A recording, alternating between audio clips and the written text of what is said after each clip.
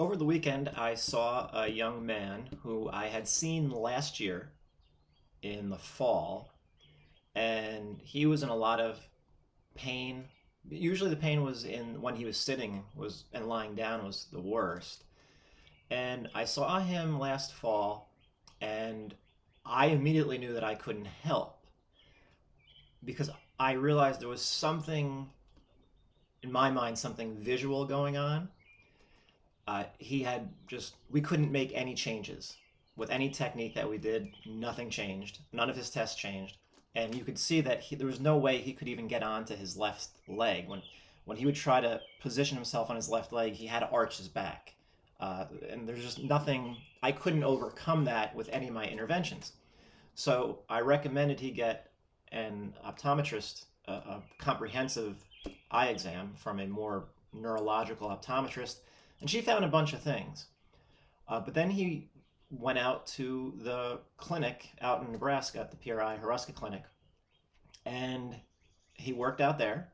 He did, I'm not sure how many sessions, but I saw him, he came to see me just this weekend. So the good thing was that what he had gotten out in Nebraska, which was a pair of training glasses and a splint for his teeth, was enough to get him neutral.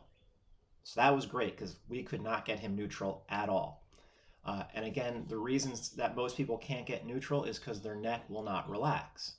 The splint, the dental splint, was used because he had too much right-sided contact. He was too aware of his right side and not aware enough of the left side. And I believe he couldn't make good contact without creating inappropriate contact with his other teeth. So the splint that he had, it was built up in the back, but then in the canines, in the front area, it was open. So this allowed him to sense each side evenly without the front teeth getting in the way. So the splint, he actually said the splint was what he felt the most relaxation with immediately. He then got glasses, and now his prescription it's a minus prescription, so he's nearsighted. He sees he sees better up close than distance.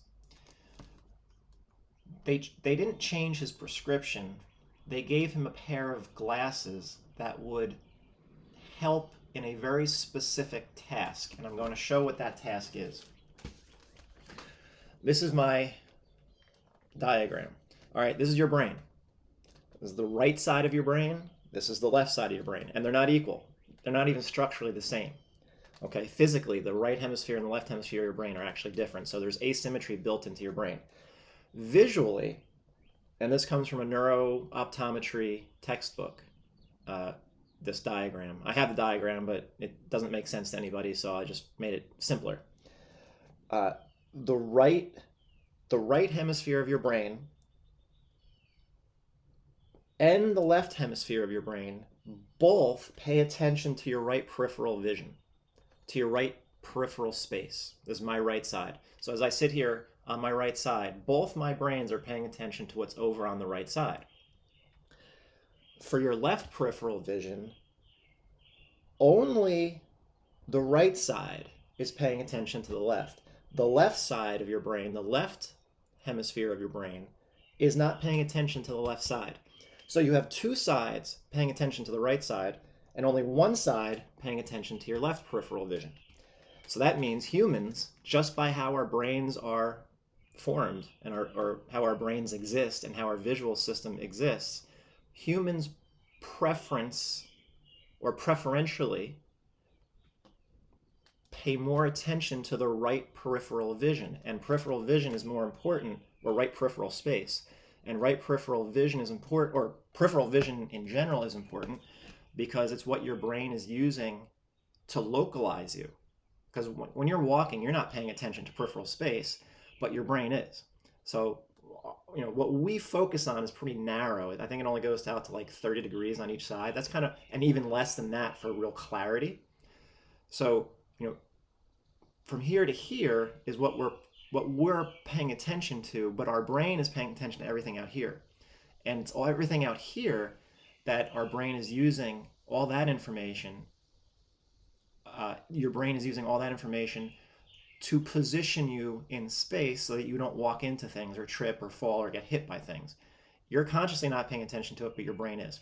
So what we know is that a lot of people who are stuck in this pattern of right side dominance, left AIC, right BC, right TMCC, that they have often dropped off their left peripheral vision. This left side, they're really not using it anymore. They're only paying attention to the right side. And again, this is because of patterning. It's already built into us, but the pattern, the longer you're in a pattern, the more likely you are to stop using your left periphery kind of at all. And so what you can often see, and how do you know this? I mean, the brain can't tell you, but what you do see is when you do this right leg abduction test, if you're familiar with it, you lie someone on the ground or on the bench and you raise the right leg up.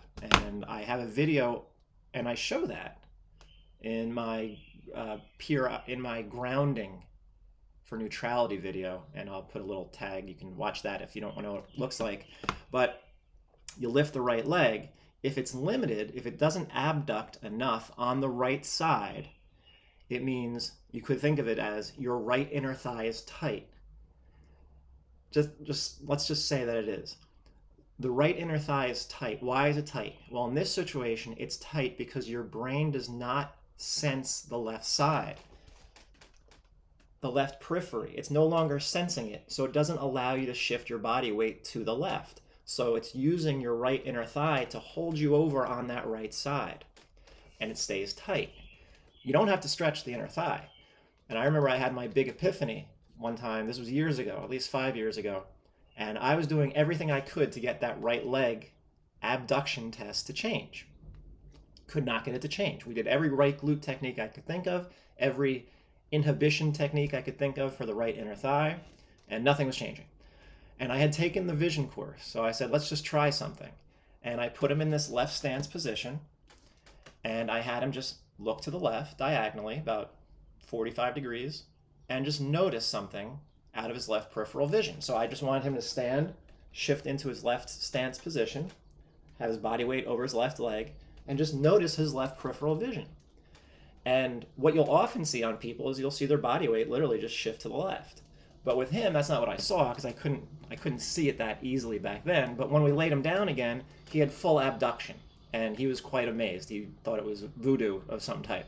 But so his right inner thigh let go because his brain finally sensed the left periphery and realized it was safe to shift to the left. So because his brain finally perceived space over on that left side to move into, so his brain said, oh, okay, there it is, I'll let you go now. And now the right adductor released, and now he had full abduction. So that's the importance of the left periphery, but it's also the importance of getting someone's brain to stop over-focusing on the right periphery. So the gentleman that I worked, and then this just means, this arrow just means that because our left eye, in a pattern, if you ask an optometrist this without any PRI knowledge, they're probably not going to acknowledge it.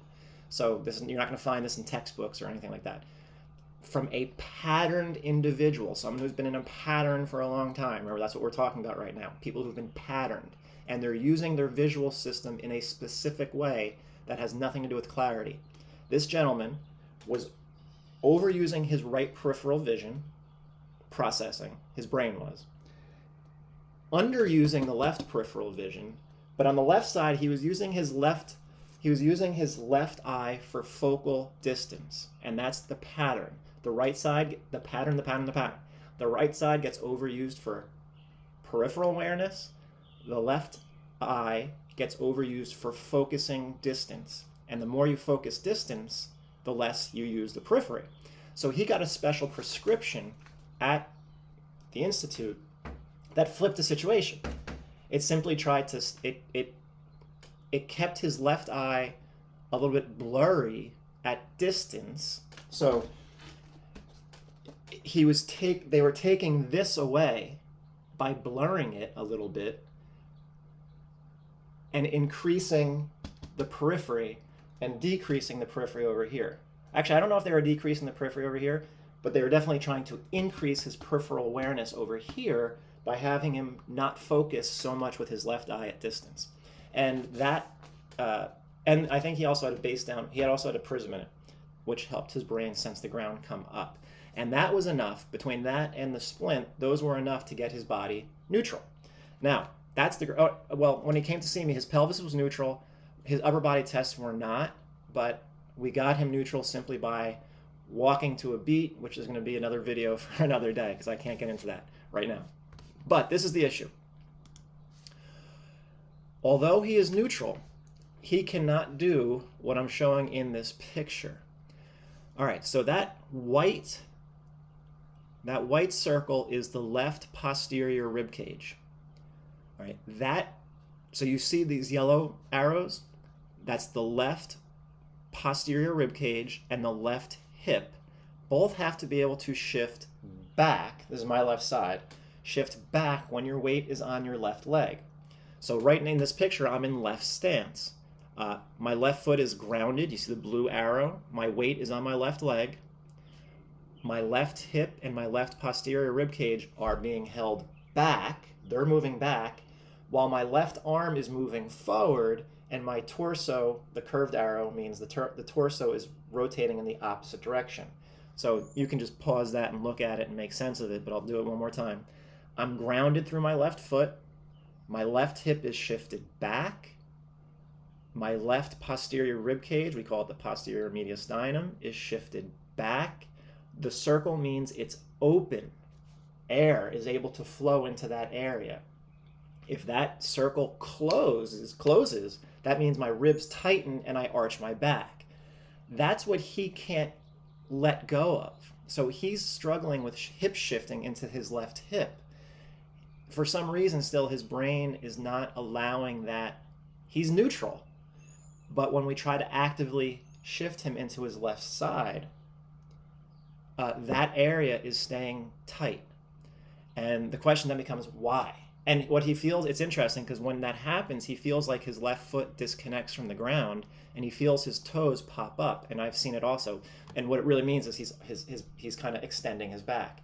And that's really the science of postural restoration. We have to get that process to occur. We have to be able to shift into our left hip appropriately when our weight is on our left side. The glasses don't do it for you, and the splint didn't do it for him. Those things allowed his neck to relax enough so that he could then control his body. When the neck stays too tight, nothing changes. So those two interventions were to get the neck to relax and for his brain to start to perceive left peripheral space. And they succeeded because we got him neutral pretty easily. But what he's still struggling with is he can't shift his left hip back, which means without arching his back, or he can't shift his left hip back simply because the left posterior rib cage, where that white circle is, will not let go. And you can see the tension in his body. I had him try to bring his arms forward when he was just kind of in a quarter squat. Couldn't do it. The back stayed tight. So the question is why? I don't know. And that's always the mystery. What is it? Just simply trying to do it, and eventually your brain lets go? It's frustrating for anybody involved. I couldn't do that for years and years and years. I didn't know it though. I thought I was doing it, but clearly I wasn't doing it. And yes, it was my vision that was preventing me, and my teeth that were preventing. Same scenario, kind of different conditions, but it's the same scenario. My teeth and my eyes would not allow that picture to happen appropriately. So I didn't feel my left hamstring. I didn't feel my left glute medius. I didn't feel my left inner thigh in an upright position. I could kind of get them on the ground, but I couldn't get them once gravity was trying to push me down. So I was in the same situation as him. But for me, I just kept doing it for years and years and years. I was doing these techniques. And eventually I had worked on them so much. Once I got the visual intervention, the dental intervention, it just worked. So again, what he needs to be able to do, and what we all need to be able to do, is not a mystery. That's what you need to be able to do on your left side. Now, sometimes the right side's not strong enough to push you to the left side, so that process never gets to happen. So your right glute can be so weak, so maybe your right arm is so disconnected from your body that your right serratus and your right tricep and your right low trap have no ability to use your have no ability to function properly because your right shoulder is being controlled by your neck. It could be just instability on the left side that doesn't allow you yet to get onto that left side. Anything that keeps your back tight, your neck tight, or your hip flexors tight will prevent you from getting into that position. So again, the science of postural restoration, the difficulty is not what does someone need. That's what they need to be able to do and feel all the proper muscles. The difficulty is what's preventing them from doing it. What is preventing this person's back from letting go? Obviously, it's his brain, but what does the brain need?